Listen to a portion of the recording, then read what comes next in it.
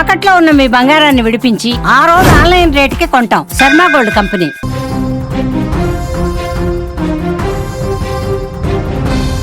మహారాష్ట్ర రాజకీయాల్లో ఒక సంచలనం. ధీశాలి రాజకీయ చదరంగంలో ఎన్నో ఎత్తుగళ్లు వేసిన నేత అజిత్ పవార్ ప్రయాణం అర్ధాంతరంగా ముగిసింది. మృత్యువు విమాన ప్రమాదం రూపంలో వచ్చి ఆయన తీసుకెళ్లిపోయింది. కానీ చనిపోవటానికి కొన్ని గంటల ముందు ఆయన పెట్టినటువంటి ఒక పోస్టు అందరినీ తీవ్రంగా కలిచివేస్తోంది. ఆ పోస్టులో అజిత్ పవార్ తన ప్రభుత్వం తీసుకున్న కీలక నిర్ణయాల గురించి వివరించాడు.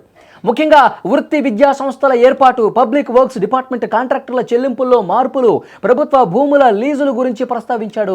దానికి సంబంధించినటువంటి దృశ్యం మీరు స్క్రీన్ మీద కూడా చూస్తూ ఉన్నారు. పైకి ఇవి సాధారణ విషయాలుగా కనిపిస్తున్నాయి, కానీ దీని వెనుక రాజకీయ వ్యూహం ఉందని విశ్లేషకులు కూడా చెప్తా ఉన్నారు. కొంతకాలంగా మహాయుతి కూటమిలో విభేదాలు భగ్గుమన్నాయి. ముఖ్యమంత్రి దేవేంద్ర ఫడ్నవీస్ నేతృత్వంలోని ప్రభుత్వంలో అంతా సవ్యంగానే ఉందని నిరూపించుకోవటానికి అజిత్ ఈ పోస్టు చేశాడని రాజకీయ వర్గాలు చెప్తా ఉన్నాయి. కానీ గడిచిన కొన్ని నెలలుగా అజిత్ పవార్కు అస్సలు కలిసి రాలేదు.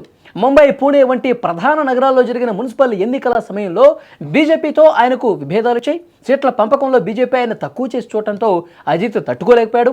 అందుకే తన రాజకీయ గురువు బాబాయ్ అయినటువంటి శరద్ పవార్తో మళ్లీ చేతులు కలిపాడు. కుటుంబంలో గొడవలు ఉన్నా సరే రాజకీయ ప్రయోజనాల కోసం పూణేలో కలిసి పోటీ చేశాడు. ఆ సమయంలో ఆయన బీజేపీపై చేసిన అవినీతి ఆరోపణలు పెను సంచలనం సృష్టించాయి. కానీ కాలం ఆయనకు సహకరించలేదు. పవార్ కుటుంబం ఒక్కటైనా బీజేపీని ఓడించలేకపోయారు. మున్సిపల్ ఎన్నికల్లో ఘోర పరాజయం ఎదురైంది.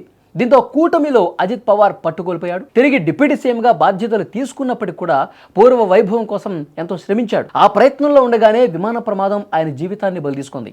అజిత్ పవార్ మరణంతో మహారాష్ట్ర రాజకీయాల్లో ఒక పోరాట పటిమ కలిగినటువంటి అధ్యాయం ముగిసినటువంటి పరిస్థితి ఉంది. ఎప్పుడైతే మున్సిపల్ ఎన్నికల్లో బాబాయ్తో కలిసి పోటీ చేశాడో అప్పుడే పెద్ద ఎత్తున విమర్శలు చేశారు.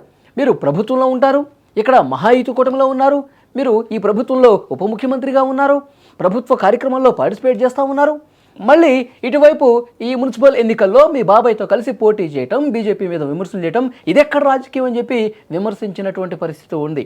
ఇక రేపు మాపో ఆయన వెళ్ళిపోతాడు, లేదంటే కనుక బాబాయ్ని తీసుకొచ్చి బీజేపీలో గలుపుతాడు, ఇలాంటి రకరకాల చర్చలు జరిగాయి. దానికోసమే మేము ప్రభుత్వ పరంగా ఒక్క రకంగానే ఉన్నాం, ఎన్నికల్లో వేరే రకంగా పోటీ చేసిన, ప్రత్యర్థుల మీద విమర్శలు చేయాలి కాబట్టి చేసిన, మేము మహాయుతి కూటమి ధర్మానికి కట్టుబడి ఉన్నాను. అందుకే ఈరోజు చేసినటువంటి ఆ పోస్ట్ను కూడా ఆ పార్టీకి సంబంధించిన అజిత్ పవార్ కార్యకర్తలు కావచ్చు, ఆ పార్టీలో ఉన్నటువంటి అనుచరులు కావచ్చు, అజిత్ అభిమానులు కావచ్చు, వీళ్ళందరూ కూడా ఈ పోస్ట్ని హైలైట్ చేస్తూ ఉన్నారు. ప్రభుత్వంతో మేము చాలా నిక్కచ్చిగా పనిచేస్తున్నాం, నిజాయితీగా పనిచేస్తున్నాం, ప్రభుత్వంలో ఉన్నటువంటి అభివృద్ధి కార్యక్రమాలకు సంబంధించి ఆయన ప్రస్తావన తీసుకొచ్చారంటే చాలా చిత్తశుద్ధితో ఆయన ప్రభుత్వంలో పనిచేస్తూ ఉన్నారు అనడానికి ఒక నిదర్శనం. ఈరోజు కూడా ఆయన ఎక్కడికి వెళ్తూ ఉన్నారు? జిల్లా పరిషత్కి సంబంధించినటువంటి ఎన్నికలు రాబోతున్నాయి. బారామతిలో ఆయన నియోజకవర్గంలో ఏవైతే కార్యక్రమాలు ఉన్నాయో, ప్రచార సభలు ఉన్నాయో అక్కడ పార్టిసిపేట్ చేయడం కోసం వెళ్తున్నాడు. ప్రభుత్వం బలోపేతం చేయడం కోసం, ఈ మహాయుతి కూటమి బలోపేతానికి ఆయన పనిచేయడం కోసం ఈ విధంగా కార్యక్రమాలు రూపొందించుకొని ప్లాన్ చేసుకొని వెళ్తూ ఉన్నాడు.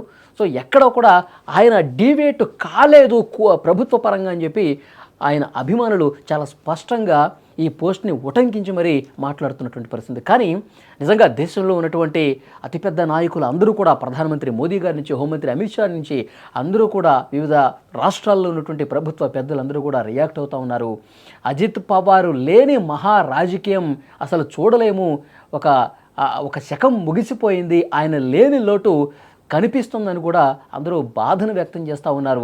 ఆసుపత్రి దగ్గర దృశ్యాలు మీరు స్క్రీన్ మీద చూస్తున్నారు. 4 బాక్సుల్లో ప్రమాదం జరిగినటువంటి ప్రదేశం నుంచి ఒక దృశ్యం కనిపిస్తోంది, ఆసుపత్రి దగ్గర దృశ్యం కనిపిస్తోంది.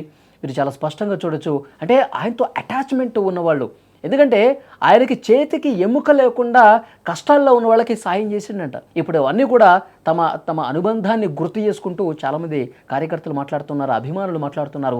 ఆసుపత్రి దగ్గరికి వచ్చి చివరి చూపు కోసం ఒక్కసారి మా పవార్ సాబ్ని చూపించండి అంటూ వాళ్ళందరూ కూడా కన్నీళ్లు పెట్టుకుంటున్నటువంటి పరిస్థితి ఉంది. మొత్తం మహా రాజకీయంలో ఒక శకం ముగిసిందని చెప్పాలి. ఆయన గతంలో బారామతి నియోజకవర్గం నుంచి చాలాసార్లు ఎమ్మెల్యేగా గెలుపొందారు. పార్టీలు ఏవైనా సరే, ప్రభుత్వాలు ఏమి ఏర్పడినా సరే, ఈయన మాత్రం ఉప ముఖ్యమంత్రిగా ఆ పోస్టు ఆయనకే ఉన్నట్టుగా ఉంది. 5-6 సార్లు ఆయన ఉప ముఖ్యమంత్రి అయ్యారు. కానీ ఆయన జీవితంలో ఒక్కసారైనా ముఖ్యమంత్రి కావాలని చెప్పి ఆయనకుండేది.